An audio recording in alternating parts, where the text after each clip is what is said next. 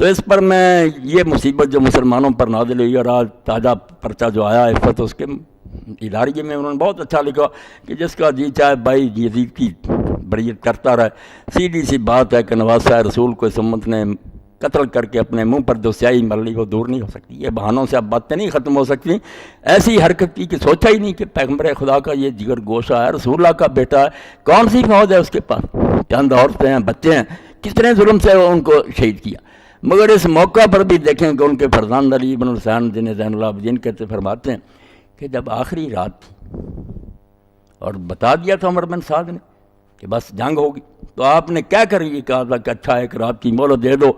رات کی مہلت لی، رات ساتھیوں سے بھی کہا کہ جو جانا چاہتا چلا جائے، تم نے سن لیا کہ صبح قیامت کی گھڑی ہوگی، یہ لوگ میری جان کے در پہ چلے جاؤ۔ وہ ساتھی گئے نہیں، انہوں نے کہا نہیں آپ کے ساتھ ہی مریں گے۔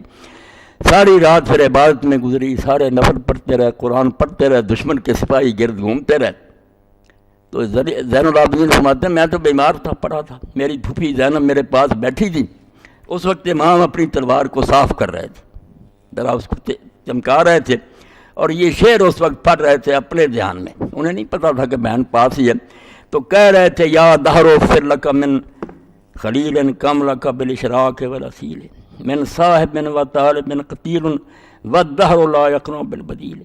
وانما الامر الی الجلیل وکل حی سالک السبیل۔ اپنے طور پر کہہ رہے تھے، موت کا اپنی کا اعلان کر رہے تھے کہ اے زمانہ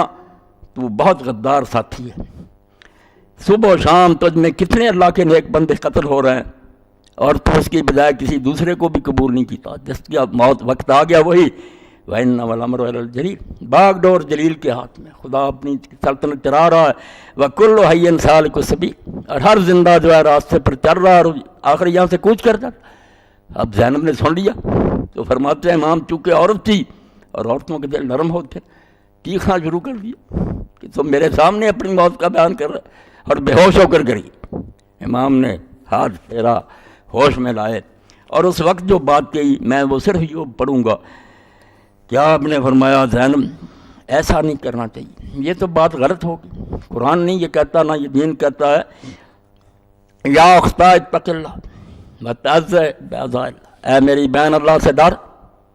اور اللہ نے جو تسلی دی ہے نا قرآن میں کہ صبر کرنے والوں کے لیے بڑے انعام ہیں، اور مصیبتیں نیکوں پر آتی ہیں، اس سے اپنے دل کو تسلی دے۔ اعلمی ان اہل الارض یموتون، یاد رکھ زمین والوں میں سے کوئی نہیں زندہ رہے گا، سب مریں گے اپنے اپنے۔ واہل السماء لا یبقون، اور جو یہ ہیں آسمان والے یہ بھی نہیں رہیں گے۔ ان کل شیء ہالک الا وجہ اللہ تعالیٰ، سوائے اللہ تعالیٰ کی ذات کے ہر شے نے مرنا ہے۔ الذی خلق الخلق بقدرتہ، اس نے اپنی قدرت سے یہ جہان بنایا۔ ویبعث الخلق ویعودون، وقت آئے گا جب یہ پھر قبروں سے اٹھیں گے اور اس کے سامنے پیش ہوں گے۔ وہ فرد واحد، وہ تنہا خدا ہے، وہ پہلے بھی تھا رہے گا، یہ سب فانی ہے۔ اور وہاں پھر تسلی کس بات سے دی؟ وہی حضور کی بات، وابی خیر منی، خیال کر میرا باپ مجھ سے بہتر تھا علی، وامی خیر منی، اور میری ماں مجھ سے بہتر تھی فاطمہ، واخی خیر منی، اور میرا بھائی حسن مجھ سے بہتر تھا، ولی کل مسلم بے رسول اللہ صلی اللہ علیہ وسلم۔ ہم مولانا کا پڑھ رہے تھے نا کہ رسول نمونہ ہے، یہ کوئی بات نہیں، زندگی پر کے لیے آگے روشنی کا مینار کھڑا کہ حضور کیا کرتے، فرمایا میرے لیے اور زینب تیرے لیے اور سارے جان کے لیے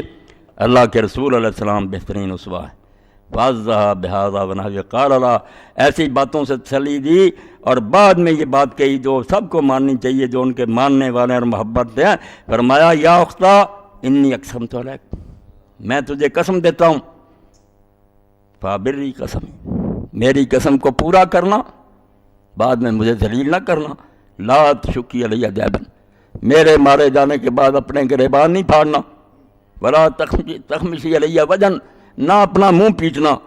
ولا تدعی علیہ بالویل والصبور، کہ نہ ہائے مارے گئے لوٹے گئے ایسی باتیں کہنا۔